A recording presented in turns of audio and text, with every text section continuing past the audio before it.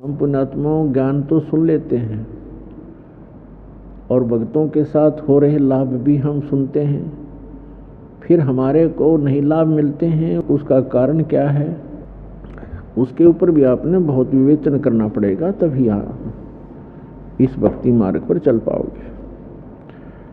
उसके कई कारण होते हैं। जैसे एक भक्त ने दीक्षा ली और तुरंत ही राहत मिल गया उसको, और दूसरे भक्त ने दीक्षा उसी दिन ली और 6 महीने हो गए, उसको राहत नहीं मिल पा रहा है। तो पुण्यात्माओं राहत तो मिलेगी उसको भी।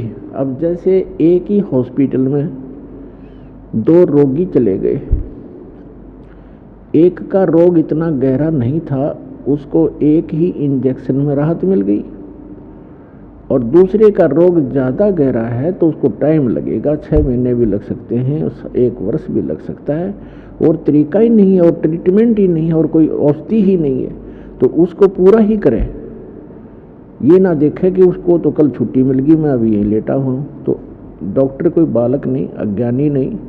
तो इसी प्रकार ये सोचे कि युगों युगों के कष्ट, युगों युगों के पाप हम संग्रहित किए फिर रहे हैं, अभी तक इसका सुचारू उपचार करने वाला कोई मिला नहीं था। अब परमात्मा ने वो सारी औषधि उपलब्ध करा रखी हैं, इसमें थोड़ा धैर्य चाहिए। फिर परमात्मा कहते हैं धीरे धीरे रे मना, धीरे सब कुछ होवे, माली सींचे 100 घड़ा, ऋतु आए फल होवे। अभी तक जितो भी साधना पृथ्वी पर कोई कर रहा है, किस ब्रह्मांड में कर रहा है, उसकी भक्ति शास्त्र अनुकूल नहीं है। पूर्व जन्म के शुभ संस्कारों से उसे कोई लाभ भी हो रहा है तो उसकी पिछली बैटरी चार्ज थी, उसी से लाभ हो रहा है। भविष्य का भक्ति क्रम उसको नहीं प्राप्त हो रहा। तो अब आपने ये यथार्थ भक्ति मार्ग का पौधा बीजा है आम का, और पहले हमने बबूल बो रखी थी, तो अब आम का पौधा बीजा है। तो पौधा बीजने के बाद उसकी सिंचाई करते हैं, उसकी सुरक्षा करते हैं और उसको समय देते हैं। मालूम होता है कि ये आम का पौधा है, बड़ा होगा, पेड़ बनेगा, और पेड़ बनने के बाद फिर देखना फल कैसे लदपद को हो जाएंगे। तो इसी प्रकार ये सत्य नाम रूपी आम का जो पेड़ आपने बोया है पौधा, इसको पेड़ बनने दो, जल्दी ना करना, फिर देखना। परमात्मा कहते हैं धीरे धीरे रे मना, धीरे सब कुछ हो, और माली सींचे 100 घड़ा। माली माने बुद्धिमान व्यक्ति जो उस प्रोसेस से परिचित है, सैकड़ों घड़े पानी डालता ही रहता है। वो 2-4 वर्ष के अंदर वो उसमें सैकड़ों घड़ा पानी डाल देता है और फल फिर भी नहीं लग रहे होते हैं, लेकिन वो परिचित व्यक्ति है उसका, वो हिम्मत नहीं हारता, उसको विश्वास है कि इसको फल लगेंगे। तो ठीक इसी प्रकार परमात्मा कहते धीरे धीरे रे मना, धीरे सब कुछ हो, माली सींचे 100 घड़ा, ऋतु आए फल हो। तो इस प्रकार पुण्यात्माओं इस भक्ति मार्ग के अंदर सबसे पहले ज्ञान पूरा हो। परमात्मा कहते हैं कि ज्ञान संपूर्ण हुआ नहीं, अर्धा नहीं छिदाए, और देखा देखी भक्ति का रंग नहीं ठहरा है। जब तक ज्ञान पूरा नहीं होगा, और आप केवल इसीलिए यहाँ आ जाते हो कि देखिए फलाने भक्त को इतना लाभ मिल गया है, और आपको भी मिल गया लाभ आते ही, 1 मिल गया, 2 मिल गए, 3 मिल गए, और चौथा ना मिला आपको लाभ, जो देना आवश्यक नहीं होगा भगवान को, भगवान के लिए। तो जिसको ज्ञान संपूर्ण नहीं है तो उस चौथी बार लाभ ना होने से ही वह विमुख हो जाएगा, और तो कहीं मिलना ही नहीं, फिर यहाँ से और खत्म हो जाता है वो व्यक्ति। तो इसके लिए परमात्मा कहते हैं ज्ञान संपूर्ण हुआ नहीं, हृदय नहीं छिदाए, हृदय के अंदर कसक नहीं बनी कि सचमुच ये ज्ञान यही है, पृथ्वी पर भगवान है तो यही है, और समाधान है तो यही है, और हमें लाभ नहीं हो रहा है तो कोई रजा है दाता की, कभी तो सुनेंगे। उसके लिए क्या बताया भगवान ने, राम नाम रटते रहो, राम नाम रटते रहो, जब तक घट में प्राण, कभू तो दीन दयाल के हे भनक पड़ेगी कानू। उसके लिए तरीका बताया है कि जो भक्ति दे रखे इसको करते ही रहना, और कभी तो दीन दयाल के कानों में भनक पड़ेगी, कभी सुनेगा गरीबों की, अवश्य सुनते। तो इस दृष्टिकोण से इस मार्ग को सफल बनाना है। और वैसे परमात्मा से कोई चीज़ छुपी नहीं है, उनको सब मालूम है मेरे बच्चों को किस वस्तु की आवश्यकता है और कौन सी कब देना है और ना देना है। तो हमने केवल एक हठ नहीं बनाना होता कि हमें ये काम हुआ तो ठीक है, नहीं तो भगवान नहीं है। परमात्मा जैसे डॉक्टर के ऑपरेशन थिएटर में आने के बाद मरीज की नहीं चलती, और वहाँ यदि मरीज अपनी चलाता है, डॉक्टर के ट्रीटमेंट में डिस्टरबेंस करता है, तो सफलता नहीं पाता। तो आप जी को जिस दिन दीक्षा मिल जाती है, आपका प्रवेश हो जाता है इस जन्म मरण के रोग काटने वाले हॉस्पिटल में, और फिर काम परमात्मा का है, वो कैसे आपको कौन से लाभ दे, कौन से छोटे मोटे कष्ट भी देने होते हैं। जैसे इंजेक्शन लगाता है डॉक्टर तो भी कष्ट होता है, तो कष्ट नहीं होता, वो ट्रीटमेंट का एक हिस्सा है।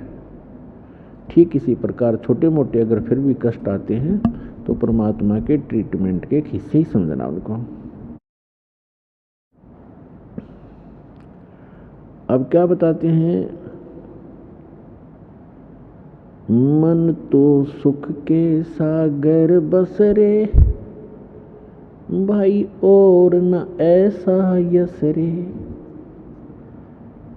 कि हे पुण्यात्मा उस सुख सागर में वास प्राप्त कर, उसमें बस। सुख सागर किसे कहते हैं, शंखों लहर मेहर की उपज, कर नहीं जा कोई, दास गरीब अचल अविनाशी, सुख का सागर सोई। शंखों लहर मेहर की उपजे, वहां कहर नहीं जा कोई। उस सतलोक के अंदर शंखों लहर मेहर की उपजे। अब जैसे कभी कभी जब एकांत में बैठे हों, मन भगवान के चरणों में लगा हो, एक ऐसी हिलोर उठती है अंदर से, जैसे सारा विश्व अपना सा लगता है। कोई दुश्मन दिखाई नहीं देता, चाहे किसी ने कितना ही सता रखा हो हमारे को, सब अपने से लगते हैं। तो उस समय वो मेहर की लहर थी कि सबके ऊपर दया बन गई थी, और कुछ क्षण के बाद वो चली जाती है वो लहर, फिर वही का वही खचड़ा भर जाता है। उसने ऐसे कर दिया, उसने ऐसे कर दिया, वहाँ हानि होगी, वहाँ लाभ होगा, ऐसे करूँगा, वैसे कर दूंगा। वो कहर की लहर शुरू होगी फिर। तो परमात्मा के प्यारे हंस गरीबदास साहिब जी बता रहे हैं कि मैं सतलोक गया कबीर भगवान के साथ, और परमेश्वर कबीर जी ने मुझे फिर सतलोक सचखंड सुख सागर दिखाकर वापस छोड़ा, उसकी महिमा सुना रहे हैं।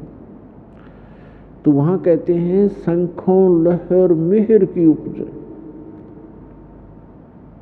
और कहर नहीं जा कोई, और दास गरीब अचल अविनाशी, सुख का सागर सोई। अचल कभी नाश में नहीं आता, अविनाशी है, सदा रहने वाला शाश्वत स्थान है वो, और वहाँ कोई कहर नहीं है जीव पर। तो परमात्मा गरीबदास साहिब जी कह रहे हैं कि मन तू सुख के सागर बसरे और ना ऐसा यश रे। अब यहाँ की फोकट महिमाओं को आप उस यश मानते हो, जैसे कोई अच्छा धार्मिक या कोई राजनेता हुआ है, उसने किसी वर्ग विशेष के लिए कोई अच्छा काम कर दिया है। अच्छी बात है, राजनेताओं का, धर्म नेताओं का काम तो परमार्थी होता है, अच्छी बात है। और वो भक्ति ठीक कर नहीं पाए तो उनका स्टैच्यू बना दिए जाते हैं, उनकी यादगारें बनाई जाती हैं, उनके ऊपर उनकी मूर्तियां रखी जाती हैं, वर्ष भर में उनके ऊपर मालाएं फूल चढ़ाए जाते हैं और उनकी खूब आदर सत्कार किया जाता है। उनका बहुत बड़ा यश चल रहा होता है, महिमा।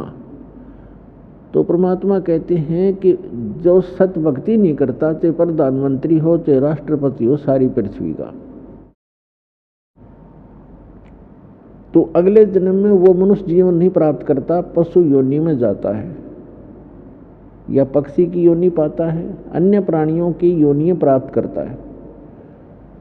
और यहाँ तो उसकी मूर्ति की महिमा हो रही है, उसके ऊपर धूप दीप लगाए जा रहे हैं, मालाएं डाली जा रही हैं एक वर्ष के अंदर, और वो मनमाना कौवा बन के अपनी मूर्ति के ऊपर बीट कर रहा होता है।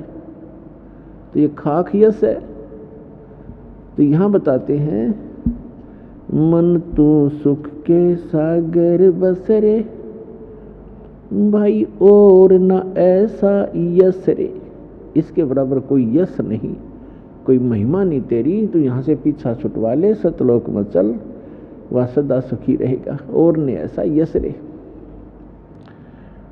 सर्व सोने की लंका होती रावण से रणधीरम, एक पलक में राज बेराजीव जम के पड़े जंजीरम। मन तू सुख के सागर बसरे भाई और न ऐसा यश रे। मन तू सुख के सागर बसरे भाई और न ऐसा यश रे। उदय अस्त बीच राज चले थे ऐसी जन ठकुराई। उदय अस्त बीच चक्कर चले थे ऐसी जन ठकुराई। चुन कर शीश्वर कल्प करी जा खोज न पाया राई। मन तू सुख के सागर बसरे भाई और न ऐसा यश रे। मन तू सुख के सागर बसरे भाई और न ऐसा यश रे। 60,000 सगड़ के होते कपिल मुनीश्वर खाए। 60,000 सगड़ के होते कपिल मुनीश्वर खाए। एक पुत्र उत्तान पात का स्वर्ग में पद पाए। मन तू सुख के सागर बसरे भाई और न ऐसा यश रे। मन तू सुख के सागर बसरे भाई और न ऐसा यश रे। भाई राम नाम पर लाद पढ़े थे हिरण्यकशिपु ना भाए। राम नाम प्रहलाद पढ़े रटे थे हिरण्यकशिपु ना भाए। नरसिंह रूप धरे नारायण खम्भ पाड़ के आए। मन तू सुख के सागर बसरे भाई और न ऐसा यश रे। मन तू सुख के सागर बसरे भाई और न ऐसा यश रे। नामदेव नाम निरंजन राते जाकी छान छवाई। नामदेव नाम निरंजन राते जाकी छान छवाई। एक पलक में देवल फेरा वह मर्तक गौ जवाई। मन तू सुख के सागर बसरे भाई और न ऐसा यश रे। मन तू सुख के सागर बसरे भाई और न ऐसा यस रे। काशीपुरी कबीरा होते ताही लखोरे भाई। हाँ, काशीपुरी कबीरा होते ताही लखोरे भाई।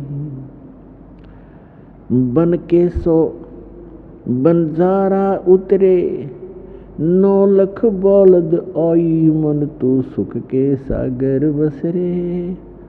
भाई और न ऐसा यस रे मन तू सुख के सागर बसरे। भाई और न ऐसा यस रे। भाई कनक जनेऊ कंद दिखाया भक्ति करी रविदासा। कनक जनेऊ कंद दिखाया भक्ति करी रविदासा। दास गरीब कौन गति पावे मग हर मुक्ति विलासा। मन तू सुख के सागर बसरे। भाई और न ऐसा यस रे मन तू सुख के सागर बसरे। भाई और न ऐसा यस रे। अब क्या बताते हैं परमात्मा, हमें याद दिलाते हैं कि यहाँ आप क्या मांगते हो। सर्व सोने की लंका थी,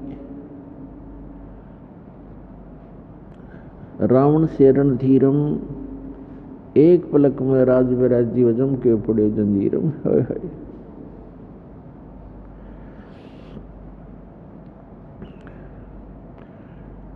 परमात्मा कबीर जी बताते हैं हमारे को कि क्या मांगो कुछ थिर ना रहाई। देखत नैन चला जग जाई 1 लाख पूत 1.25 लाख नाती। और उस रावण का आज दीवान बाती। परमात्मा कहते हैं आवत संग ना जात संगाथी। जब तुम संसार में आए तब तुम्हारे साथ कोई नहीं आया था, बाद में यही जुगाड़ जुड़ा सारा, यहीं पर व्यवस्था बनी है।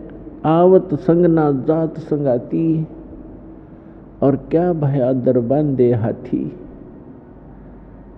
फिर कहते हैं कहे कबीर अंत की बारी, जैसे हाथ झाड़ कर चला जुआरी। जो सत्य भक्ति नहीं करते या भक्ति बिल्कुल ही नहीं करते, वो व्यक्ति अंत समय में मृत्यु के समय ऐसे दुखी होकर जाएंगे, खाली होकर जाएंगे, जैसा जुए में हारा हुआ जुआरी हाथ मलता हुआ जाता है। तो कहते हैं कहे कबीर अंत की बारी और जैसे हाथ झाड़ कर चला जुआरी। तो क्या बताते हैं परमात्मा,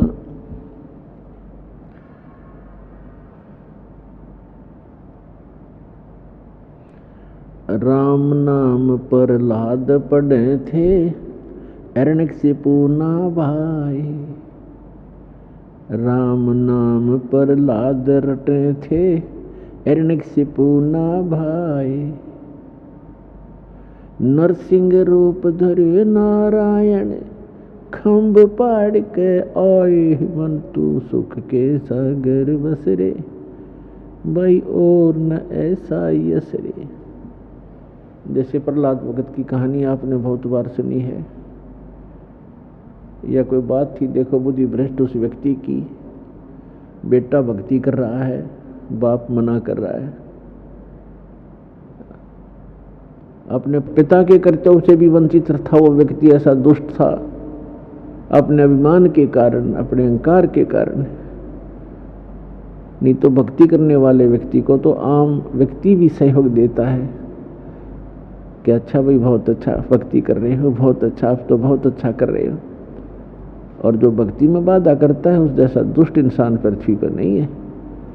तो यहाँ परमात्मा कहते हैं कितना राज्य भी प्राप्त था हिरण्यकशिपु को, सिद्धियाँ भी थी, सेना भी थी उसके पास, लेकिन भक्ति ना करके भक्ति में बाधा करने वाले व्यक्ति का अंत बुरा होता है।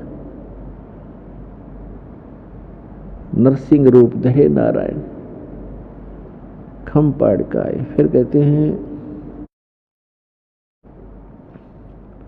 नामदेव नाम निरंजन राते जाकी छान छवाई। नामदेव नाम निरंजन राते जाकी छाने छवाई, एक पलक में देवल फेरा, वो मर्तक गऊ जवाई, मन तो सुख के सागर बसरे, भाई और न ऐसा यसरे। अब क्या बताते हैं कि देखो जो भक्ति करते हैं परमात्मा उनके अंग संग रहते हैं, लेकिन हम औपचारिकता ज़्यादा करते हैं, डिमांड भी ज़्यादा करते हैं। सच्चे दिल से, सच्ची भावना से, सच्ची लगन से हम भक्ति ना करते भगवान की, तब तक दाता आपको विशेष राहत नहीं देता। राहत तो देते हैं, विशेष नहीं दे पाते।